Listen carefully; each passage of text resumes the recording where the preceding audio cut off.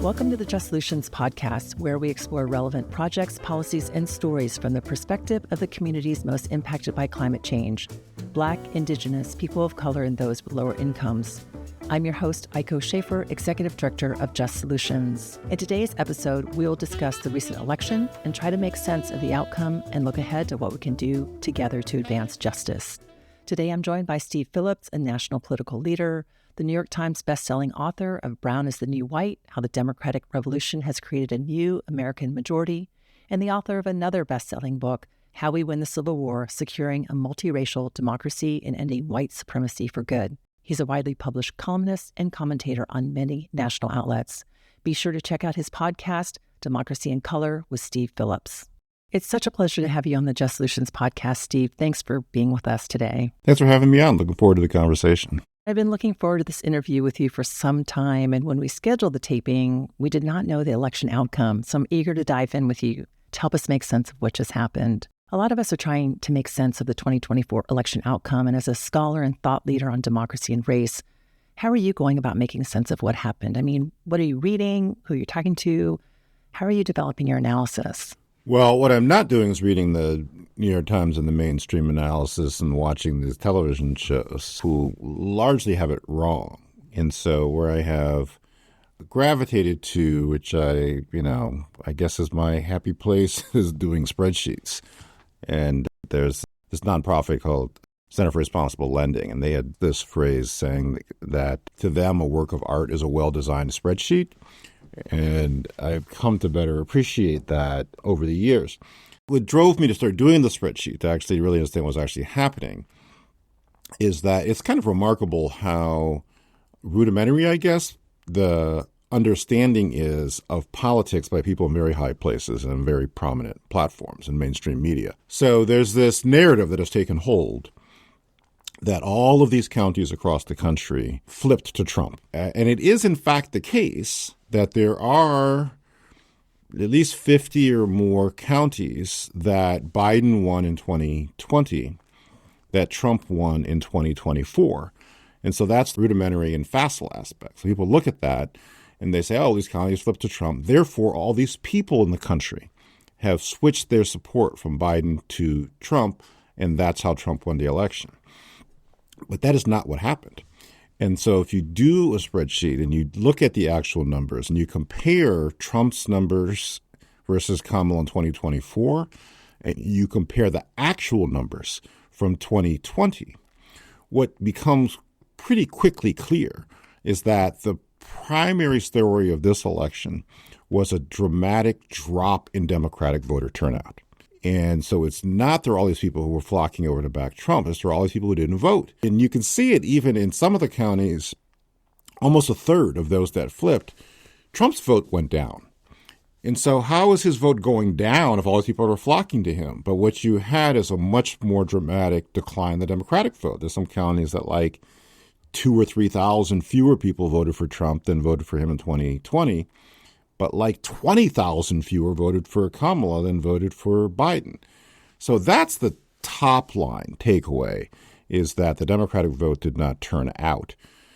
I will also add that there are, I think, two other things happen. One other major piece is that this election felt very much to me like, in certain places in particular, most notably Georgia, like 2018 when Stacey Abrams ran.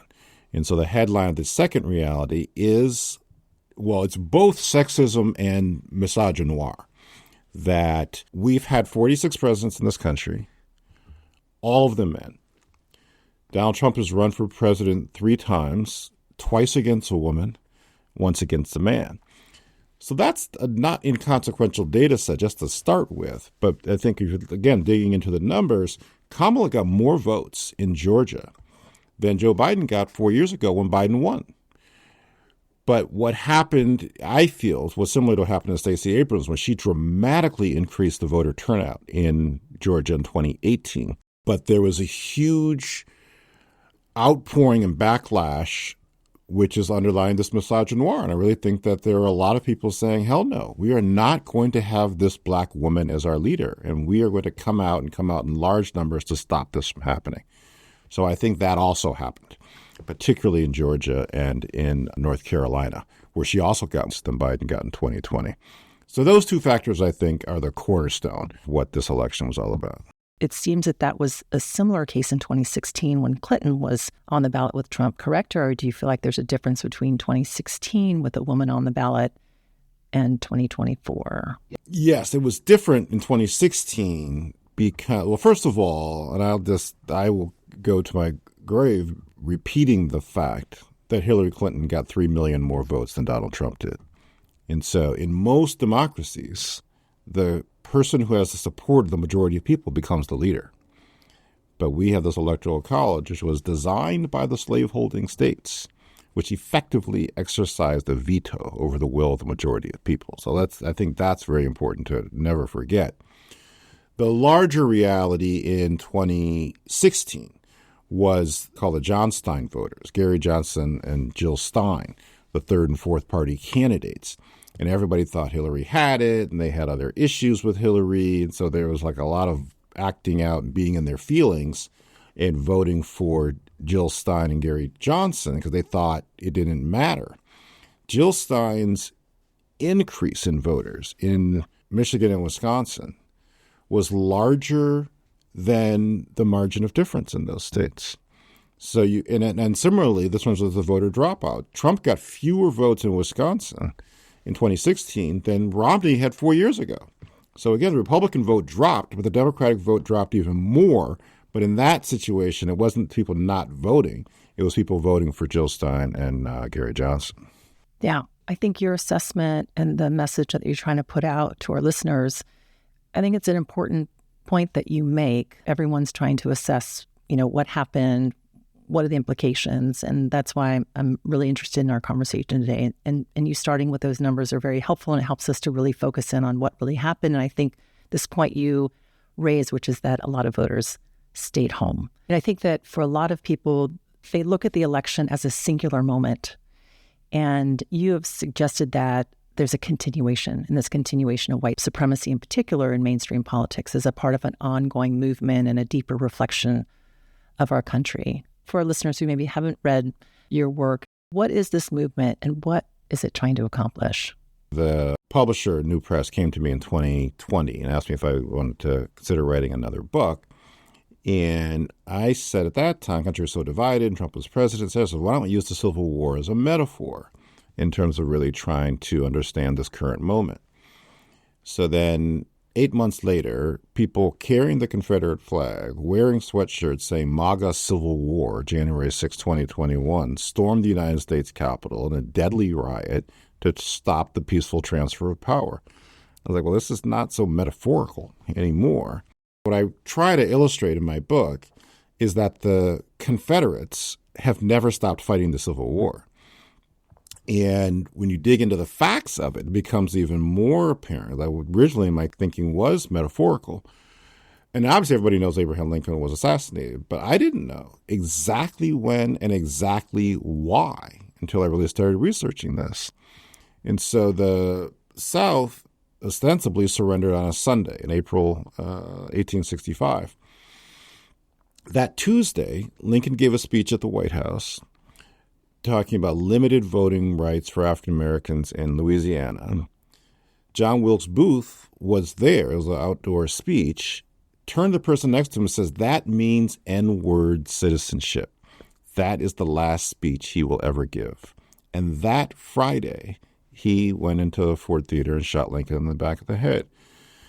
And so clearly a Confederate sympathizer and supporter killed the president of the United States 5 days after the supposed surrender. So you take that, then you take that up to the abandonment of Reconstruction in 1877, where they handed the South back to the slave states, to the slave owners. And then basically for 100 years, we had legalized segregation in this country up until the Civil Rights Movement of the 1960s. So the South has never stopped fighting to have this be a primarily white country. It's going to be a white nation. It's going to be a multiracial democracy. Lincoln's Gettysburg Address, he talks about conceived in liberty and dedicated the proposition that all are created equal as the essence of what that fight was about. And so those who do not believe that all are created equal have continued to wage that battle. And you see it now. These attacks on DEI, the anti-immigration piece, all the attacks on LGBTQ and transgender people. So that is, in essence, what is at stake. And what's most, I think, relevant and apparent is that we have had in this country always two different nations within this country. Obviously, most stark, most dramatic, most formalized in the Civil War, where the 11 Confederate states seceded from the Union, created Confederate States of America, created their own separate nation. And then we have this war to try to, reintegrate the country. But we've really had these two nations within this country all along. This election represented the triumph of the descendants of the Confederate worldview and vision and values. And given that, combined with the fact that Trump did win the election, do you believe that the voters, by and large, understand and support what they stand for? Yes and no. So there are a lot of people who do wholeheartedly subscribe to what Trump represents and what he adheres to and have gravitated towards his worldview. Trump was at just 4% in the polls when he got into the race in June of 2015. He was kind of seen as a national joke and laughingstock. He gets into the race, immediately calls Mexicans rapists and murderers, positions himself as the defender of the white way of life within this country and an anti-immigrant crusader, and immediately shot up to the top of the polls and has never looked back. So you take that, and I think a lot of people thought, well, that's not great, but that's not the majority of Republicans, not the majority of the country, et cetera. Maybe it's 30, 35%, something like that. But clearly he has bent the entire Republican Party to his will. And then I think there's a fair amount of rationalizing. I think he was kind of inoculated by much of the media, normalizing. It's like, yeah, well, he has 34 felony counts. Yeah, he cited insurrection, but, the price of bread is higher. So clearly the majority do not support him. His ultimate vote total is going to be below 50%, even of those who did vote. And but fewer people voted this time than last time. So you factor that in. He's never had majority support. Like I said, he lost in 2016. His approval never exceeded 50% when he was in the White House. But it's a far larger minority of the country than anybody wanted to admit. For sure.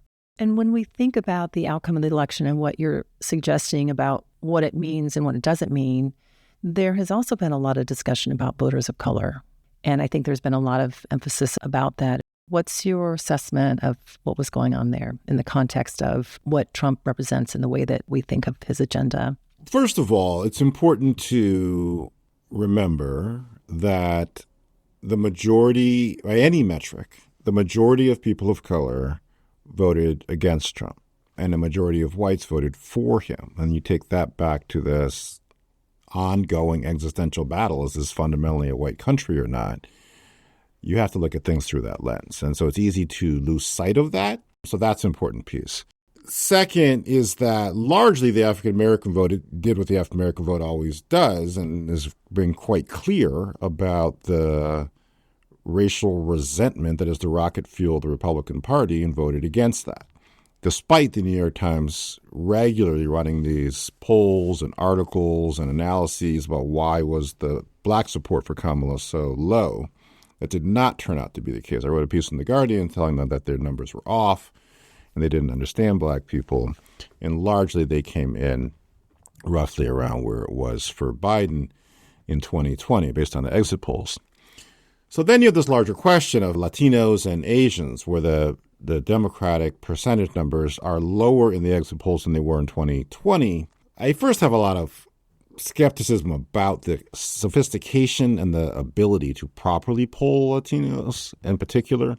So I approach all that with some caution. But I will say fundamentally, you have this situation where the Republicans are unbridled and full-throated in their defense and championing of this concept that this is fundamentally a white country. All these attacks on DEI, all these attacks on the border and the illegal immigrants, all of this is code words, sometimes not even code, for attacks on people of color and the notion that people of color belong in this country.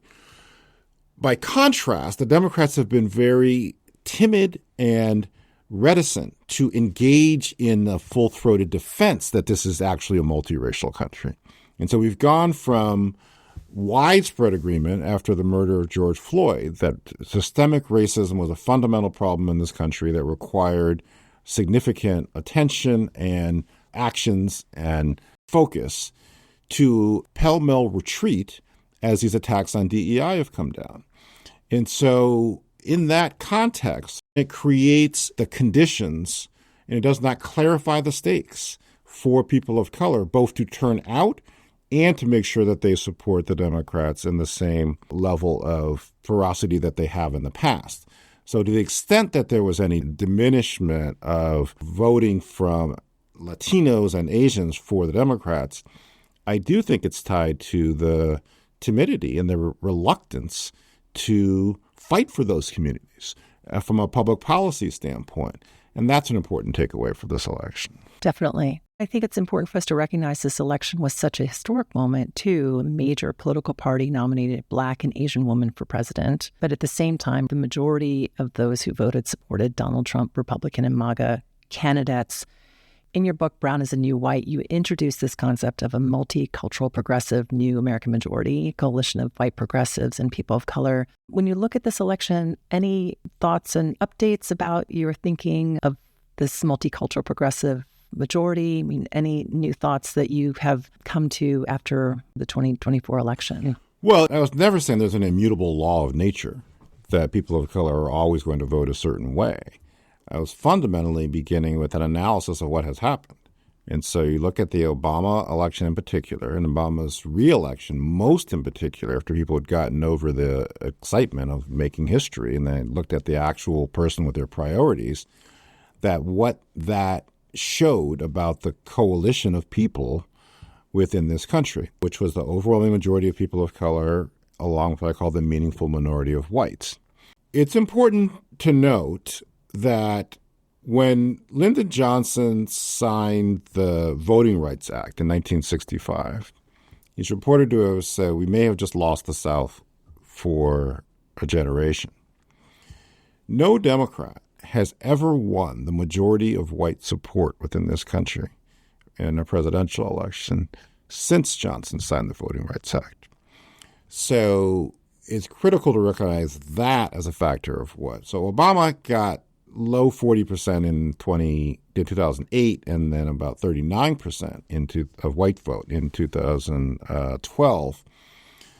One of the things, though, I was surprised with the election is I made the mistake of believing the Iowa poll and Seltzer in this 90% white state saying that Kamala was going to win Iowa, which suggested that there are going to be large numbers of whites coming to back Kamala, which did not play. So he got, the exit polls say, also low 40%, but there was not a dramatic increase in that regard, which would have had an impact.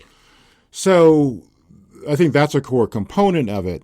But the fundamental thing goes back to what I was saying. There's also the irony of this election is I really hope it's the requiem for this strategic belief in persuasion as an electoral strategy. The Democratic Super PAC, Future Forward, spent $900 million, all of it on television and digital ads, none of it on hiring canvassers and investing in groups that did voter mobilization work. What happened this election? Democratic voters didn't turn out. And so the reason there's so much obsession with persuasion and there's so much reluctance to enthusiastically champion racial justice is this fear that you're going to alienate these white swing voters and drive them away. But clearly they're coming to us anyways, right? And so we should be leaning into people of color. So the Obama coalition with those percentages of people of color still is a underlying cornerstone of how to actually look at politics, particularly given the centrality of racial resentment still on the Republican side. One of the things Trump first says, we're going after everything DEI, we're attacking everybody, anyone who's trying to advance the notion that we should examine this country's racially unjust history is going to be coming under attack. So then this whole mass deportations of people of color, you haven't heard anybody say they're going to round up Canadians and send them back above the border. It's rounding up brown people and sending them away. So to the extent that that remains the animating element of Republican politics, it's going to continue to create the conditions for people of color to be largely opposed to that. But you have to stand with them and show them that you are fighting that fight on their behalf and in solidarity with them. Then those numbers of support will return to what they were in the Obama era, if not even exceed that. Yeah, we can only hope.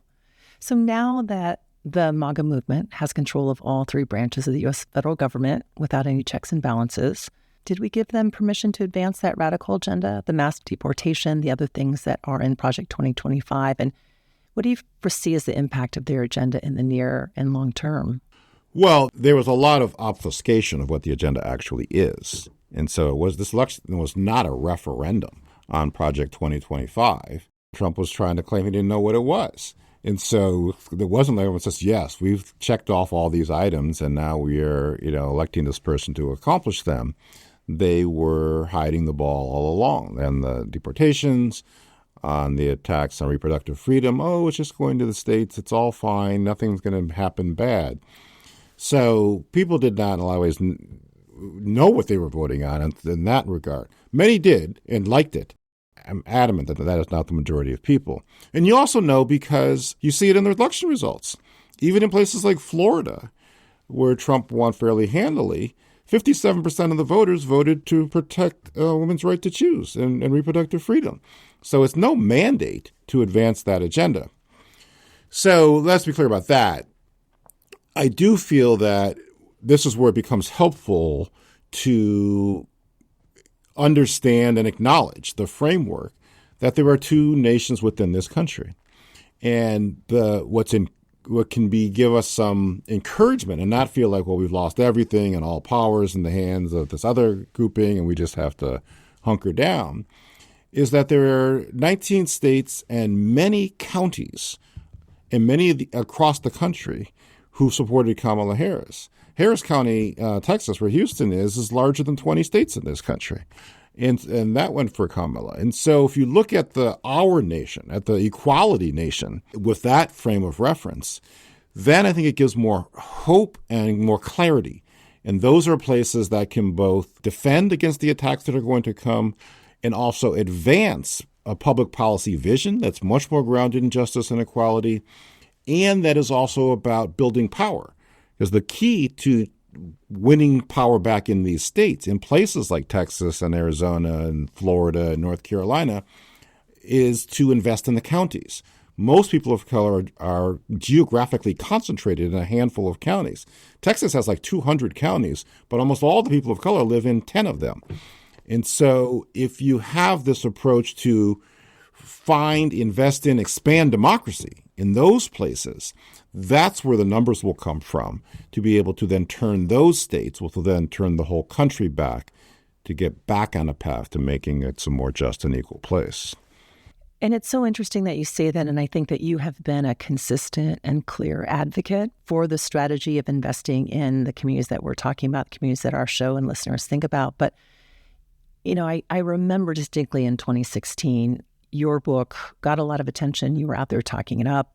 I was in a lot of meetings where people decided they wanted to double down on white rural voters. And I think since then, there has been a real belief that we need to appeal to the Trump base. It's really about rural white voters. And I think you saw a bit of that movement in the Harris campaign, right? And that was definitely a big part of the discussion was, where she was going and her emphasis on where she was spending her time and money. And so in building a broader Republican, Democratic, bipartisan tent. So you've been at this for a super long time. So what is it?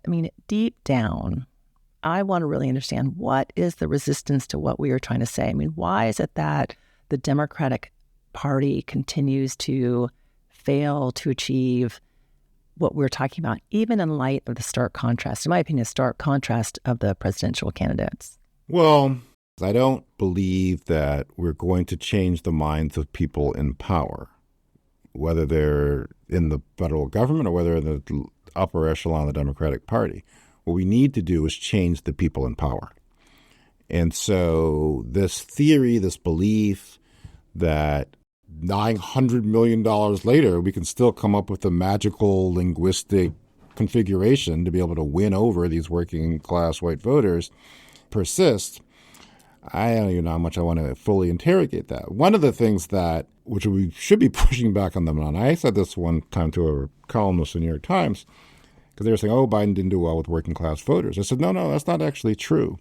Biden dominated among working class voters. He got like close to 2/3 or more of working class voters. And I was like, oh, did I not say working class voters of color? So if it's just a class issue, why are the working class voters of color supporting the Democrats? So that would suggest that it's not just a class issue, that it's the white working class part, which then takes it back to a race issue. And so what are you going to do?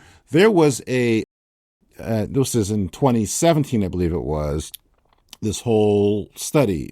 So a white Democratic congresswoman had done this whole study, understanding rural voters. And then the Politico sent a reporter to this part of Indiana where there had been a Democratic state legislator who had had success in a Trump district and trying to understand his secret. And then so these guys trailing him around, going around different places. And then this person goes up talking to like a conservative voter. And then the guy starts saying something about the voter. Yeah, I train like truck drivers, but I won't train the Muslims because I'm afraid they're going to blow up the country. And so this is a guy who voted for this Democrat because he knew him. Then he's like, changes the subject. It's like, well, how are the kids doing? And blah, blah, blah. But if that's the essence of the worldview of the people that we're actually trying to win over, we're never going to win them over on the merits of that. So that's why I've long believed it's about building power and then using that power to pass public policies that benefit everybody, as we did with Obamacare. Everyone hated Obama. A lot of the Republicans and the conservatives, and they were against it. But when they're sick, they avail themselves of health insurance. And so that wasn't restricted to Obama voters. It was made available for everybody. And that is how I believe ultimately we're going to try to get more support.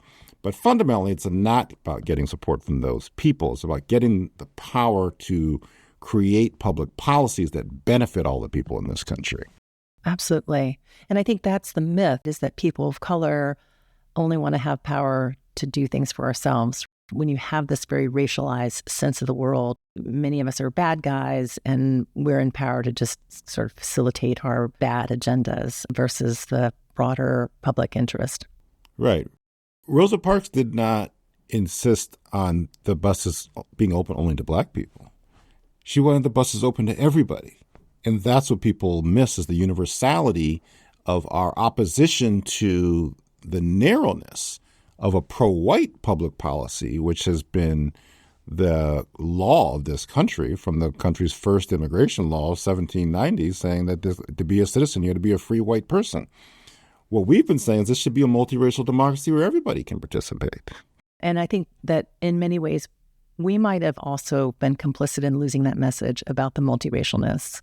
That I think that we often get complicit in driving a very racialized divide. And I think that that is also a challenge. And I think sometimes that can be sort of a sacrilegious thing to say as someone who works on racial justice. But I do think that at times that sort of orientation only feeds into this belief that we are out for ourselves. I think the multiracial angle has been one that we have been putting in the backseat, I feel, in the near-term conversation and advocacy work that's been happening out there.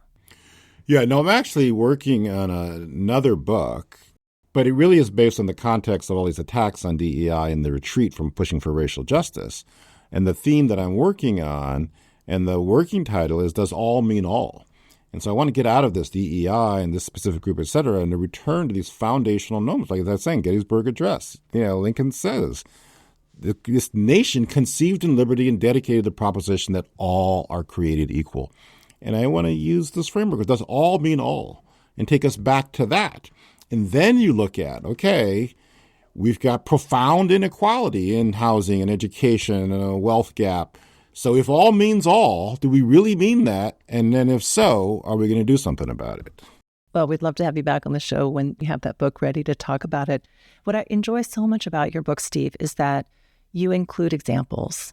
And I think that's so helpful. It not only lends clarity and a sense of concrete examples of what we can do, but it's also very uplifting to know that people are doing things that are having impact. People are coming up with strategies to be beneficial. So when you think about where we're at today and all the examples that you know and the people that you talk to, what are those examples of either you've covered a lot of historic efforts, which is great, but what's happening now that you believe gives us the blueprint of what we should be doing? We have the opportunity at the city and county level to lift up and model and promote a public policy vision and a vision of a better society that can attract the full majority coalition that we're going to need.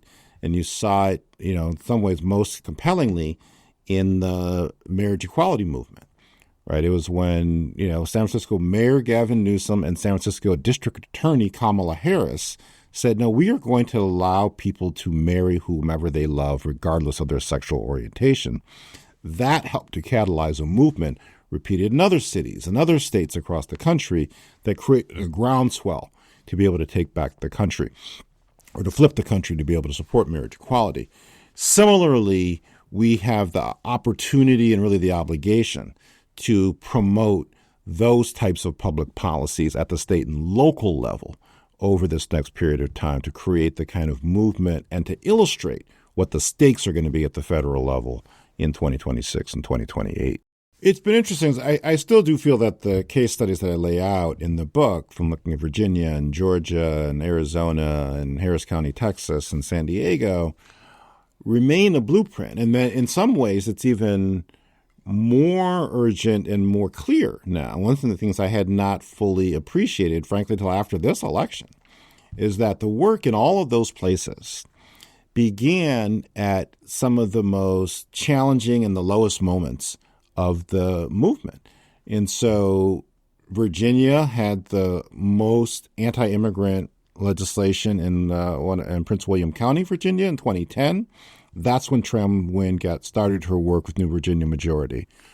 Georgia, the Democratic progressive landscape was barren in 2010 because the last Democratic governor of Georgia, Roy Barnes, had supported the concept of removing the Confederate flag from the Georgia state flag. And they voted him out of office because of that. And there was very little Democratic leadership at that point, a continuation of the Confederate mindset. And in that landscape, Stacey Abrams stepped forward to begin the work of organizing and registering voters of color that led to flipping Georgia in 2020 and led to electing Raphael Warnock and John Ossoff. Arizona had the SB 1070, the most draconian anti-immigrant pieces of legislation we've had in a long time in 2010. But that's what led to the beginnings of the work of the Latino leaders, including people like Senator-elect Ruben Gallego, to start registering what became 500,000 or more Latino voters in Arizona that propelled Ruben now into the Senate. So the examples of what those people have done remain relevant and instructive for this moment. Find the right leaders, stick in back with them, find strong civic engagement organizations, invest in the work to expand democracy and move us closer to full participation democracy. That's not only the right thing to do, it's the path to power so that then we can pass public policies that can advance justice and equality in this country. Well, that's a saying, you find the light in the darkest moments. And I think that those are great examples. So for our listeners out there who would like to advance the strategies, the objectives that you're talking about, what advice would you give them? I do feel that something everybody can do is find and back and champion a leader who is doing the civic engagement work and their organization. And so you can get on their mailing list. You can give small contributions. You can talk them up to other people in your family and your friend groups. And so that's the type of work that's going to be required across the country, and particularly in the counties, in the states that we lost. But those counties remain, I feel, the bastion of hope going forward. So the organization in North Carolina, Carolina Federation, those types of entities need support, and people should become like ambassadors for those entities and familiarize themselves and send them support and send them money and send them letters of support. Or even more, you can, pay for a hotel for a weekend so somebody could have a little mini sabbatical and get away and rejuvenate themselves. Champion those types of groups, those types of leaders, because those are going to be the people and the organizations that are going to propel us back into a better future.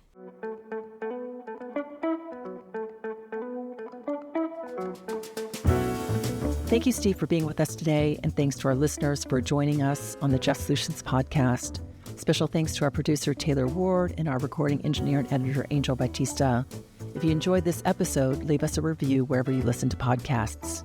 If you'd like to know more about our work at Just Solutions, visit our website at justsolutionscollective.org. You can also follow us on Instagram, LinkedIn, Twitter, and Facebook for our latest updates. Together, we are driving community-created and equity-centered solutions to the climate crisis. We hope you'll join us for our next episode.